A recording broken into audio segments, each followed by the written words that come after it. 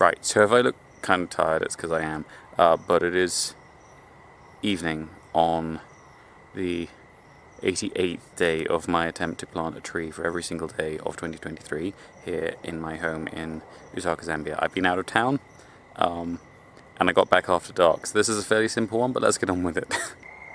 Right, so today's planting is one that I didn't really have the chance to go in and find a lot of companion plants in the daylight, so I thought let's go a little bit minimalist and put it next to a hedge of a lot of things I would often use as companion plants. So we've got a little low hedge along the side of the driveway here, which is made of Kalinko fetchinkoi, and it's interrupted with things like the Portugal afra, the specbum, and the agave attenuata, which is the foxtail agave.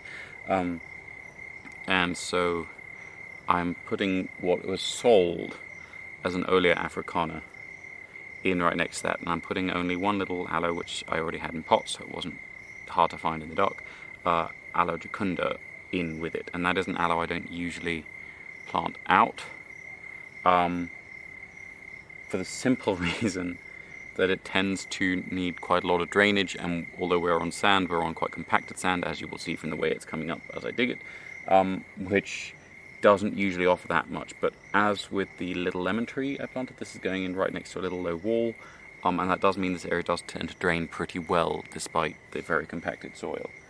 So Olea africana is an interesting one in many ways, so it might be better to call this Olea europaea subspecies africana, or possibly even Olea europaea subspecies cuspidata, I think, is the other option, because it's possible that it should be synonymized quite a lot.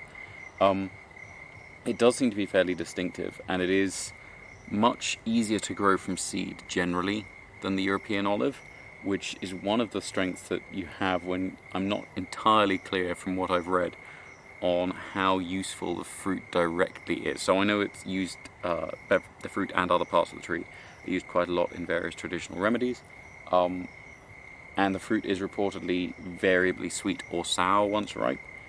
But whether it should be used as anything other than medicine is something I've found conflicting reports on, and as far as I know it's not quite as oily as the domesticated form, so I don't know whether it would be particularly useful for pressing oil, but there are some casual sources which suggest that it is used for oil, but we'll see. But anyway, because it is quite growable from tree, and because the seed is relatively easy to germinate, it should be good, if nothing else, for providing seeds which I can grow to be rootstock to graft Olea europaea onto, the edible European olive. And because this subspecies grows naturally in southern and eastern Africa, it should be significantly better adapted to our climate, to our soils, and so we should end up with some slightly hardier olive trees that way. Right, so that should be everything for tonight. Thank you very much for watching. Sorry it's even more garbled than usual, my brain has left the building. But please tune in again tomorrow when I will be awake and it should actually be daylight.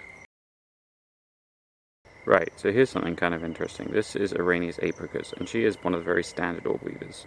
So when I say standard orb weaver, what I mean by that is every single night she is going to come out and she's going to build herself a nice little orb web, standard pretty little spider web, the type you like to see covered in dewdrops in the morning. And she is going to sit in that web and she's going to wait for something to start shaking it.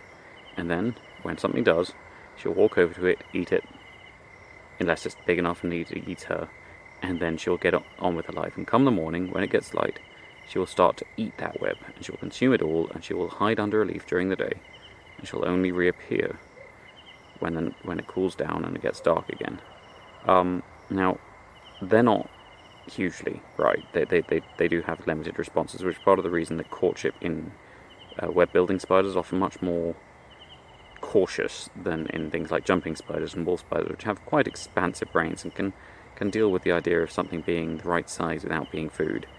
But just as a little illustration, she is in her active phase right now, and right there, right by her, is a lovely little butterfly. I think it's Lampides boeticus, the pea blue, which she would absolutely love to eat if it flew into her web. But the idea of walking 2 inches to catch that and eat that will not cross her mind. It just isn't something that she is capable of.